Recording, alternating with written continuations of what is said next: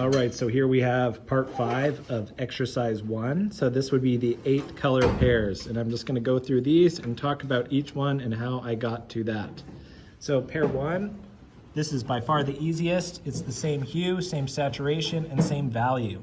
So I just did 2 swatches of yellow straight out of the tube, same hue, yellow, same saturation, straight out of the tube, and the same value. Number 2, pair 2, we have the same hue, different saturation, and same value. So essentially here you're making a tone. So I took cyan straight out of the tube for the left, and then I mixed a gray that was the same value as the cyan, and essentially reduced the saturation of the cyan, but made sure the value was exactly the same. Number 3, we have the same hue, the same saturation, and different value. So what I did with this, I used magenta as kind of my base color. And with that, in this case, I mixed 2 grays in with magenta. So one of the magentas, I mixed a light gray with it, and one of the magentas, I mixed a dark gray. I made sure that my amounts of paint that I was mixing together were exactly the same so that the saturation remained consistent between the 2 colors.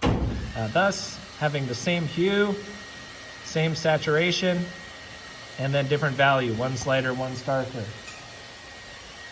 So then pair 4, different hue, same saturation, same value.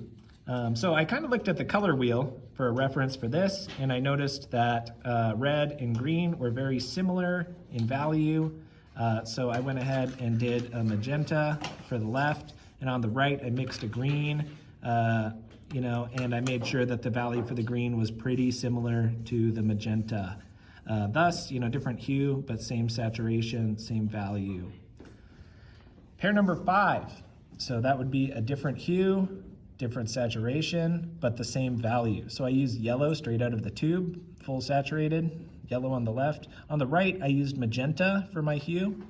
And in that case, what I did with that was I added a lot of white, or maybe it was gray to it.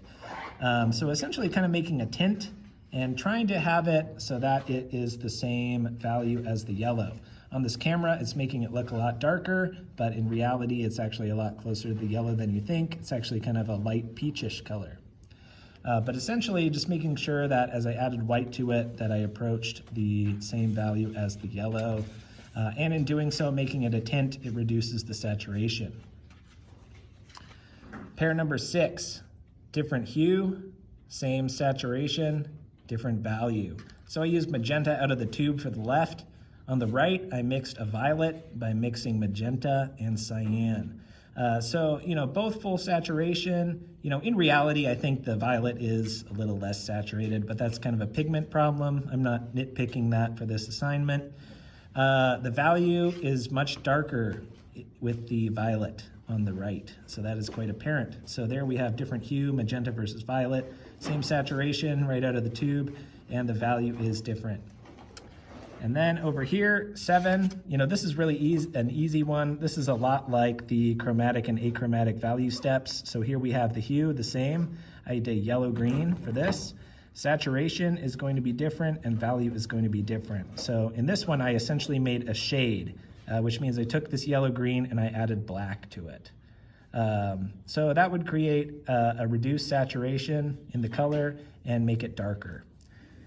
Pair number 8, final pair. So this is different hue, different saturation, different value. So for this one, on the right, I actually did a blue-green, so mixing cyan and a little bit of yellow is full intensity. On the left, I believe that is a magenta where I added a lot of gray to it, like a light gray. And basically, we have a magenta as a hue for one and blue-green as a hue for another. The saturation is more saturated on the right. Might be hard to see that on this camera. On the left, it's more of a tint. And then value-wise, you can see blue-green is much darker. So anyway, that is the 8 pairs of color. Hopefully that gives you a sense of how to go about this project. There are multiple ways of achieving most of these pairs. A couple of them are a little tricky, but I'm sure you'll be fine if you just really think about it hard.